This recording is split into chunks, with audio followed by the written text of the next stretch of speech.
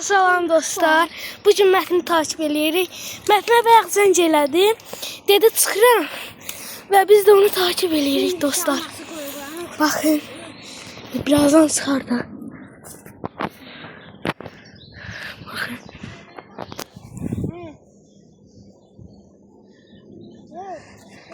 Gəldiyini bilmirəm.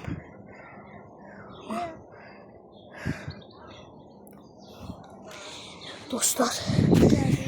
Yox, Mətin hələ gəlmir. Dostlar, zəng elədim, dedi gələcəm. Dedi çöldəsən. Mən də dedim ki, ha. De onda gözləyin, amma o da gəlir. Gəl.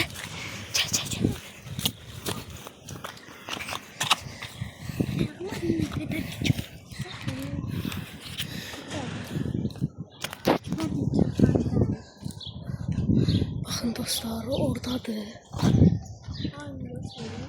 Orada yoktu. Aç açtım. Bağışlayın, üzür sayın, orada yoktu. Bakın dostlar, oradadır. Bakın. Ayda sen takip eləyəcəydin. Dostlar, Mətin bizi gördü. Shorts'da yazmışdım ki dostlar, Mətini takip eləyəcəyik, izləmədə qalın. Amma o da bizi tapdı, gördü. Sağ olun dostlar. Sağ olun.